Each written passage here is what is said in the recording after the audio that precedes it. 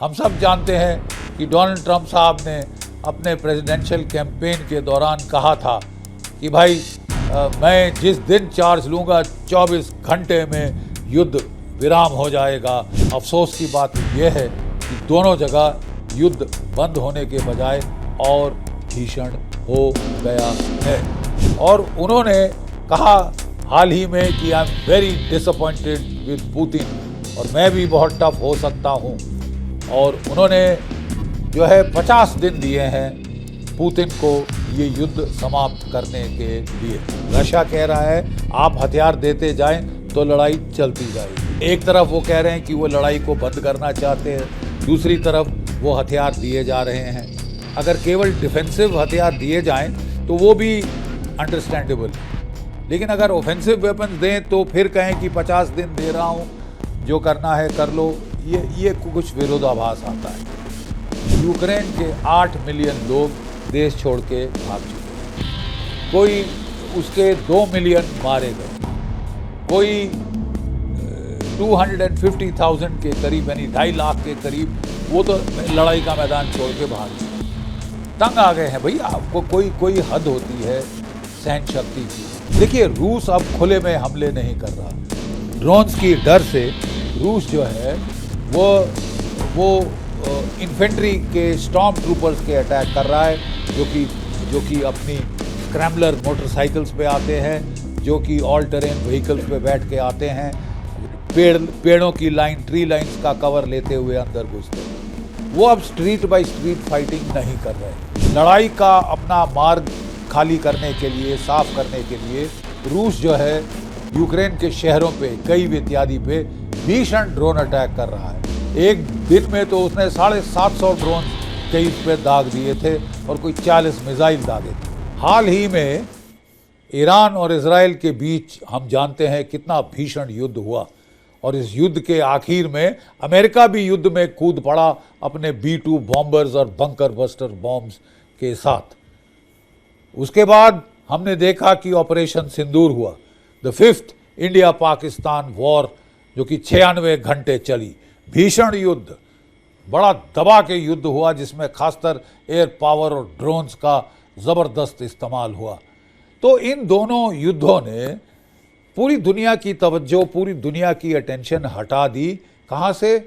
Russia Ukraine war से, जो भाई और बहनों पिछले 3.5 सालों से लगातार चलती आ रही है। हम सब जानते हैं कि डोनाल्ड ट्रंप साहब ने अपने प्रेसिडेंशियल कैंपेन के दौरान कहा था कि भाई मैं जिस दिन चार्ज लूँगा 24 घंटे में युद्ध विराम हो जाएगा। रूस और यूक्रेन के बीच युद्ध विराम हो जाएगा, इजराइल हमास वगैरह वगैरह मिडिल ईस्ट में। अफसोस की बात तो यह है कि दोनों जगह युद्ध बंद होने के बजाय और भीषण हो गया है। It is intensified. The killing has increased. Quite obviously Donald Trump साहब बहुत झल्लाए हुए हैं, राइट? और उन्होंने कहा हाल ही में कि I am very disappointed with Putin, और मैं भी बहुत टफ हो सकता हूँ। और उन्होंने जो है 50 दिन दिए हैं पुतिन को ये युद्ध समाप्त करने के लिए।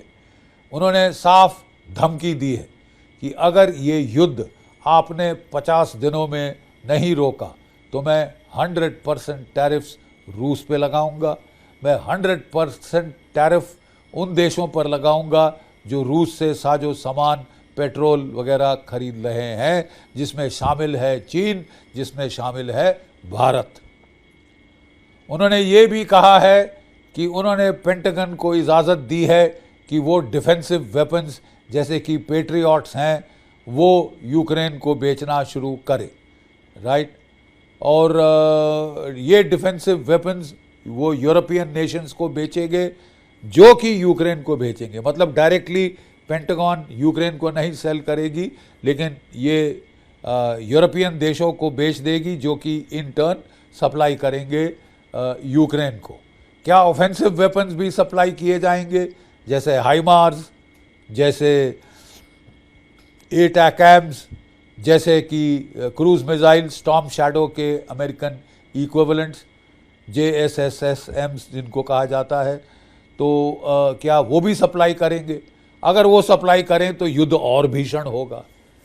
और मुझे समझ नहीं आता कि रशिया कह रहा है आप हथियार देते जाएं तो लड़ाई चलती जाएगी, आप हथियार बंद करें लड़ाई बंद हो जाएगी। लेकिन एक तरफ वो कह रहे हैं कि वो लड़ाई को बंद करना चाहते हैं, दूसरी तरफ वो हथियार दिए जा रहे हैं। अगर केवल डिफेंसिव हथियार दिए जाएं तो वो भी अंडरस्टैंडेबल है, लेकिन अगर ऑफेंसिव वेपन्स दें तो फिर कहें कि 50 दिन दे रहा हूं, जो करना है कर लो, ये कुछ विरोधाभास आता है। तो अब ज़रा देखें लड़ाई की स्थिति क्या है, क्योंकि ये बिल्कुल ब्लैकआउट हो गया था सारा कई तकरीबन 2 महीनों से। ठीक है, तो लड़ाई की स्थिति क्या है रशिया और यूक्रेन के बीच? ये साहब एट्रिशन का युद्ध है। हर महीने रूस के करीब 4200 सैनिक शहीद हो रहे हैं, मारे जा रहे हैं, 8000 के करीब घायल हो रहे हैं। लेकिन हर महीने रशिया 50 से 60 हज़ार नए सिपाही रिक्रूट कर रहा है, फ्रेश ट्रूप्स रिक्रूट कर रहा है। जो थके हुए हैं उनको हटा रहा है, ताज़े ट्रूप्स लेके आ रहा है। ठीक है, यूक्रेन की मैन पावर कम है, वो कोई 20 से 30 हज़ार पर महीना रिक्रूट कर पा रहा है। तो ये जो आंकड़ा है ना साहब, यहाँ 50 हज़ार 60 हज़ार, यहाँ 20-25 हज़ार, यू सी, ये फ़र्क डाल सकेगा लड़ाई के अंदर। इसको बोलते हैं एट्रिशन। कब तक सहेगा ये ब्लड लेटिंग? यूक्रेन के 8 मिलियन लोग देश छोड़ के भाग चुके हैं, कोई उसके 2 मिलियन मारे गए, कोई 250,000 के करीब यानी 2.5 लाख के करीब वो तो लड़ाई का मैदान छोड़ के भाग लिए। तंग आ गए हैं भैया। आपको कोई हद होती है सहन शक्ति की भी। अगर सवाल है कीव पे हमला, तो फिर तो यूक्रेन के फौजी डट कर लड़ रहे हैं, लड़ के मर जाने को तैयार हैं। लेकिन जहाँ तक ये दोनेत्स्क लुहांस्क के रूसी प्रोविंसेस का सवाल है, वो इतना जम के नहीं लड़ रहे। जब वो रूस के अंदर भी हमला किया था कुर्स्क की तरफ और वहाँ से खदेड़े गए थे, वहाँ भी कोई खास जम के नहीं लड़े। ठीक है, मतलब लड़ने का मादा कम होता जा रहा है। ग्राउंड वॉर यूक्रेन लूज कर रहा है।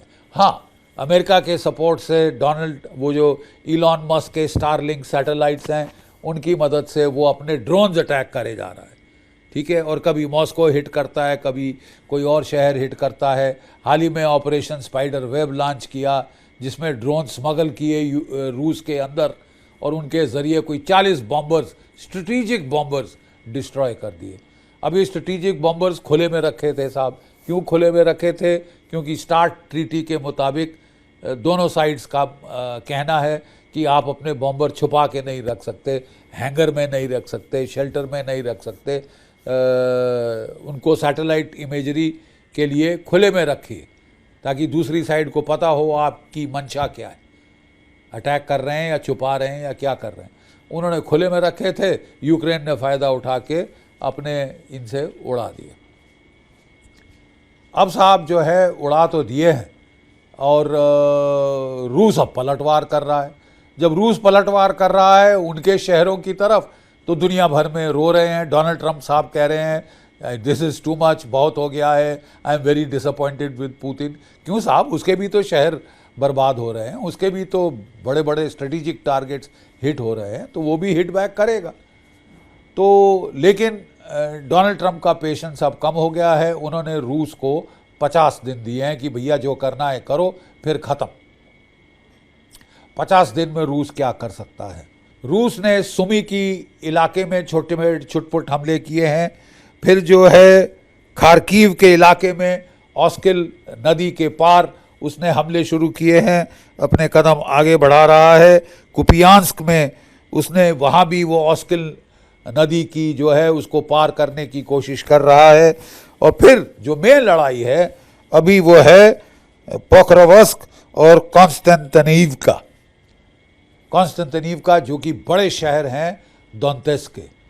60% दोनेत्स्क रूस ने कब्जा कर लिया है, अभी रह गया है 40%, जिसमें सबसे बड़ी टारगेट है पोक्रोवस्क और जो कि कॉन्स्टेंटिनोव का। पोक्रोवस्क में यूक्रेन के कोई 30,000 सैनिकों का जमावड़ा है, उनको रूस तीन तरफ से घेरने की कोशिश कर रहा है। कॉन्स्टेंटिनोवका में कोई 50,000 यूक्रेनियन फौजों का जमावड़ा है, बीच में कोई 10,000 फौजें हैं। जो second Russian combined arms army है वो पोक्रोवस्क की तरफ ज़बरदस्त हमले कर रही थी। वहाँ पे बहुत घबराकर यूक्रेन ने ज़बरदस्त काउंटर अटैक किए और सक्सेसफुल रहे कुछ हद तक, और काफ़ी कुछ एरिया वापस ले लिया और रोक दिया उस डायरेक्शन से रशियंस को। लेकिन अब रशियन जो है नॉर्दर्न फ्लैंक से वो जो घेरा डाला हुआ है वहाँ से हमला करने की कोशिश कर रहे हैं। बड़ी ज़बरदस्त लड़ाई का अंदेशा है इस एरिया में आने वाले हफ्तों के अंदर। कॉन्स्टेंटिनोवका जहाँ 50,000 यूक्रेनियन फौजों का जमावड़ा है, वहाँ भी वो दोनों तरफ से इसको कट ऑफ करने की कोशिश कर रहे हैं। देखिए, रूस अब खुले में हमले नहीं कर रहा। ड्रोन्स की डर से रूस जो है वो इन्फेंट्री के स्टॉर्म ट्रूपर्स के अटैक कर रहा है, जो कि अपनी स्क्रैम्बलर मोटरसाइकिल्स पे आते हैं, जो कि ऑल टेरेन व्हीकल्स पे बैठ के आते हैं, पेड़ों की लाइन, ट्री लाइंस का कवर लेते हुए अंदर घुसते हैं। वो अब स्ट्रीट बाय स्ट्रीट फाइटिंग नहीं कर रहे क्योंकि उसमें उनका जानी माली नुकसान बहुत हो रहा है। वो अब बाईपास करने की कोशिश कर रहे हैं। जब आप बाईपास कर दें, किसी को अपने घेरे में ले लें, तो उसके पास एक तरीका होता है, या तो साहब मैं निकल के बच जाऊं या मैं लड़ के मर जाऊं। इंक्रीजिंगली खासकर दोनेत्स्क ईस्टर्न फ्रंट में यूक्रेन की फ़ौजें मैदान छोड़कर पीछे हट रही। अगर ये दोनों क्रिटिकल एरियाज पोक्रोवस्क और कॉन्स्टेंटिनोवका रशिया पकड़ लेता है, तो उसके पास दोनेत्स्क के आखिरी दो शहर रह जाते हैं, क्रामातोर्स्क और स्लोवियांस्क। ठीक है, ये आखिरी बेस्टियंस हैं दोनेत्स्क के आखिरी दो शहर। इनको लेके the conquest of Donetsk bye Russia is complete. और वहाँ पे मैं लगता है कि अब यही रूस का इरादा है। अटकलें लगाई जा रही थी कि रूस शायद अपने जो रिज़र्व ट्रूप्स हैं उनसे कीव की तरफ हमला करेगा या वो ओडेसा की तरफ हमला करेगा, लेकिन अब क्लियर हो रहा है, क्रिस्टलाइज हो रहा है कि मेन हमला दोनेत्स्क में आएगा। अपनी जो आखिरी टारगेट है रूस उसको कब्जा कर लेने की कोशिश करेगा, अपना टास्क, अपने एम्स, अपने ऑब्जेक्टिव्स पूरे करने की कोशिश करेगा। तो इसके चलते ये जो समर ऑफेंसिव सीज़न है, इसमें हमें बहुत भीषण और ज़बरदस्त लड़ाई दिखाई देगी। लड़ाई का अपना मार्ग खाली करने के लिए, साफ करने के लिए रूस जो है यूक्रेन के शहरों पे, कीव इत्यादि पे भीषण ड्रोन अटैक कर रहा है। एक दिन में तो उसने 750 ड्रोन्स कीव पे दाग दिए थे और कोई 40 मिसाइल दागे थे। ठीक है साहब, तो इससे क्या है कि लोग कह रहे हैं कि आप सिविलियंस को क्यों मार रहे हैं। एक तो वो बदला ले रहा है मॉस्को पे जो हमले हो रहे हैं और शहरों पे हमले हो रहे हैं उसका, रूसी शहरों का, और दूसरा वो यूक्रेन को मजबूर कर रहा है कि अपने एयर डिफेंस रिसोर्सेज वो जो है वो शहरों के बचाव में लगाए, ना कि फ्रंट लाइन पे डिप्लॉय करे जहां रूस के हमले हो रहे हैं। तो स्ट्रैटेजी बहुत क्लियर है। भीषण लड़ाई का अंदेशा है मुझे पोक्रोवस्क की डायरेक्शन में और कॉन्स्टेंटिनोवका की डायरेक्शन में, जहां मैंने बताया 30,000 और 50,000 यूक्रेनियन फौजियों का जमावड़ा है। ठीक है, और उसके बाद अगर ये कब्ज़ा हो जाता है, the final attack will be towards Kramatorsk और Sloviansk, last two cities of Donetsk. 90% Luhansk रूस ने कैप्चर कर लिया है, रह गया है दोनेत्स्क कोई 60%, वो भी वो कैप्चर करके अपने जो एम्स ऑब्जेक्टिव सेट है उनको पूरा कर लेगा। जय भारत, जय हिंद।